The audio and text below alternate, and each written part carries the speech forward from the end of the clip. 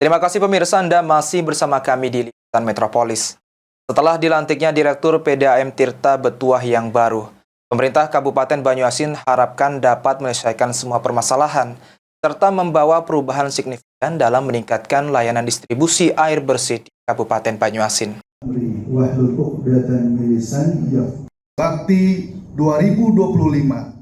Banyaknya permasalahan terhadap PDAM yang dialami oleh masyarakat di Kabupaten Banyuasin, seperti kesulitan air bersih, diharapkan dapat diselesaikan oleh Direktur PDAM baru yang telah dilantik. Hendra Gunawan, Direktur PDAM Tirta Betuah mengatakan, segera bekerja untuk meningkatkan kualitas pelayanan PDAM, serta mengatasi semua permasalahan yang ada. Juga memfokuskan pada percepatan distribusi air bersih di wilayah Pangkalan Balai, Talang Kelapa, dan Betung.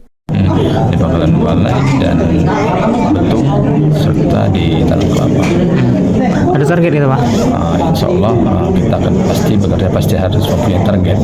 Cuma kita akan mengidentifikasi awal dulu dalam kurun waktu yang cukup pendek ini, dan kita akan melakukan melakukan tim untuk percepatan pendistribusian. Yang mungkin selama ini pengaliran cukup panjang, mungkin akan kita lakukan mempertambah pendistribusian. Untuk melakukan pemutihan itu, kita sama PDAM harus mempunyai aturan yang cukup jelas karena terkait masalah pembiayaan. Cuma kami sudah bisa melakukan ini terlebih dahulu, kajian-kajian seperti yang sudah dilakukan di perusahaan-perusahaan lain.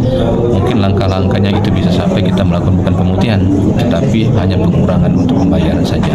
Hendra Gunawan juga mengatakan melalui program-program yang akan dijalankan, diharapkan dapat mendukung kesejahteraan masyarakat Banyuasin melalui distribusi air bersih yang merata.